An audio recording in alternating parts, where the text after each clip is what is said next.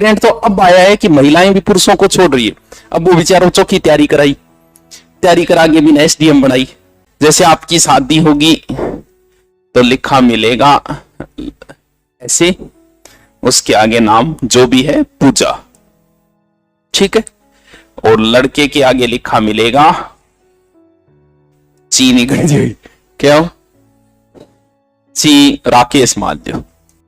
ची का मतलब तो चिरंजीवी, यानी उसके लिए सिर्फ इतनी दुआ है कि तू लंबो जी बस, ठीक है, चिरंजीवी। इसका क्या अर्थ है? अब इसके भी दो अर्थ निकलते। इसका अर्थ सौभाग्यवती भी निकलता है और सौभाग्य कांक्षिणी भी निकलता है।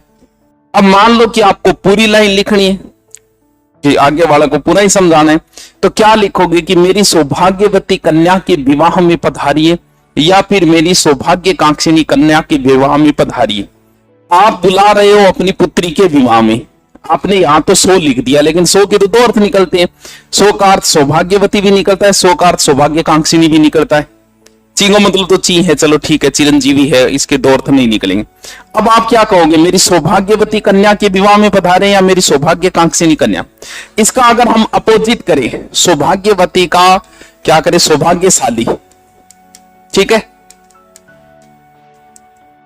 और सौभाग्य कांक्षिणी का सौभाग्य कांक्षी कर देते, ठीक है। हो सकता है क्या? चलो ठीक है। पति का विलोम क्या होगा? हैं? पत्नी होगा, यही तो होगा। हिंदी की इसमें कोई गलती नहीं है, भाषा की कोई गलती नहीं है। हम लोगों के दिमाग में जो थॉट थे उसी से हमारे यहां शब्द बने, ऐसे कोई शब्द है ही नहीं। महिला तभी सौभाग्यवती होगी, उसका भाग्य तभी उदय होगा महिला का जब वो शादी करेगी। यानी नौकरी लग गई तो भी भाग्यशाली नहीं है, डॉक्टर बन गई तो भी नहीं है, आईएएस बन गई तो भी नहीं है, बात तो जिद्दी वगी ब्याह करेगी बोलो। जबकि ऐसा पुरुषों के लिए ऐसा कोई शब्द नहीं है कि ब्याह करे अम्मी को भाग्य खुलेगा। ये शब्द हिंदी ने नहीं दिए, ये शब्द हमारे समाज ने दी है। सौभाग्य कांक्षिणी, जबकि सौभाग्य कांक्षी नाम का कोई शब्द नहीं। यानी सौभाग्यवती कब बनेगी? वो भाग्यशाली कोई महिला तभी होगी जब वो विवाह करेगी, जबकि पुरुष के लिए ऐसा नहीं है कि वो विवाह करने के बाद भाग्यशाली बनेगा। यानी तो सौभाग्यवती कब बनेगी? तो फिर महिला को कहां बुला रहे हो आप? अब बुला रहे हो जब वो कुंवारी है, यानी जब वो कुंवारी, आप सौभाग्य कांक्षिणी के विवाह में। सौभाग्यवती तो बाद में होगी, यानी क्या होगी, ये विवाह के बाद में होगी। पत्नी का कोई अर्थ नहीं है, पत्नी का इतना ही अर्थ है कि किसी पुरुष की पत्नी या किसी पुरुष के ब्याही गई स्त्री को क्या कहेंगे, और इसका कोई अर्थ नहीं निकलता। जबकि पति का अर्थ निकलता है स्वामी। ये हमारे समाज ने नाम दिया है। जैसे अगर कोई पुरुष किसी महिला को छोड़ दे तो उसे क्या कहा जाता है? हैं? परित्यक्ता। मान लो किसी स्त्री ने पुरुष को छोड़ दिया तो फिर क्या होगा? परित्यक्त। जबकि ऐसा हिंदी में कोई शब्द ही नहीं है, क्योंकि ऐसा है ही नहीं कि कोई स्त्री किसी पुरुष को छोड़े। जब ऐसा था ही नहीं तो हिंदी ने ऐसा हमें कोई शब्द दिया ही नहीं। शब्द यही दिया गया कि कोई पुरुष किसी स्त्री को छोड़ेगा, जिसे क्या कहा जाएगा कि ये परित्यक्ता नारी है।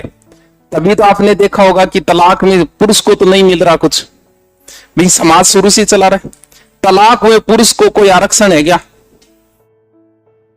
है कि क्यों? क्योंकि प्राचीन समय में ऐसा था ही नहीं कि कोई महिला किसी पुरुष को छोड़ रही है। ये तो आजकल चला है, ये ट्रेंड तो अब आया है कि महिलाएं भी पुरुषों को छोड़ रही है।